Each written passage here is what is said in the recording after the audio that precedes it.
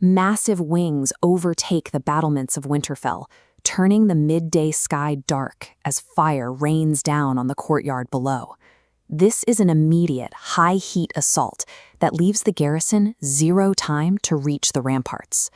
Winterfell is the ultimate stronghold of the North, held by seasoned warriors like Jon Snow and Brienne of Tarth. These are soldiers who spent months preparing for a massive ground invasion, bracing for an enemy that marches through the snow. Look at the schematic of their defenses. They built concentric rings of protection, dug miles of static trenches, and placed their archers behind high stone walls, all with sightlines focused outward to the horizon. But those defenses have a fatal structural flaw. They are designed to stop a horizontal force. A dragon strikes from a vertical angle, dropping its fire directly behind the walls and into the center of the castle, rendering the entire outer perimeter irrelevant. The stone walls and deep trenches were built to funnel enemies into kill zones. But against a predator in the sky, those same walls become a trap, pinning the defenders inside as unblockable fire drops from above. Drogon's opening tactical move bypasses the fortified outer gates entirely. He focuses his heat on the inner courtyards, where the northern infantry is packed together, waiting for a ground attack that isn't coming. Traditional anti-air defenses, like scorpions or longbows, require very specific conditions to work. The crews need static positioning, a clear line of sight, and enough time to lead the target and coordinate their fire. Drogon eliminates that window of opportunity. He uses the high towers of Winterfell as cover, weaving between them with erratic speed. By the time an archer can pull a string, the dragon has already banked behind a stone spire and reappeared from another direction. Beyond the physical toll, there is the psychological reality of dragonfire. Unlike a sword or an arrow, the sheer heat and unpredictability of a dragon's breath strip away a soldier's sense of agency. When discipline breaks, the military structure follows. Organized defense requires communication and mutual trust, both of which dissolve the moment the courtyard becomes an inferno and the ranks scatter in a desperate search for cover. With Daenerys Targaryen in command, the destruction isn't random.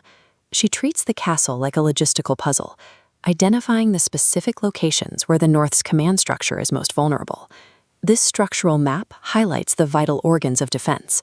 The Great Hall and Godswood are central nodes, where generals direct the battle. When destroyed, the communication lines dissolve. Soldiers on the walls no longer receive orders. This rapid decapitation forces the surviving troops to fight as individuals. Without a singular voice to coordinate a retreat or a counterstrike, the unified Northern Army fragments into small, isolated groups. In any hierarchy, the loss of the central signal leads to a breakdown at the edges. Within minutes, the most disciplined force in the North ceases to be a military unit and becomes a collection of survivors who have no way of knowing if their chain of command even exists anymore. There is only one way to stop an unopposed dragon strike. You have to contest the airspace. If Jon Snow takes flight on Rhaegal, the dynamic of the slaughter changes instantly. The ground battle becomes secondary as the two massive creatures clash midair, twisting through the smoke rising from the burning castle. It is a fight between Drogon's sheer mass and Rhaegal's agility. While Drogon is the more aggressive predator, Rhaegal has proven his resilience in combat, and his smaller frame allows him to make tighter turns between the castle's towers. This dogfight is governed by a razor-thin margin of error.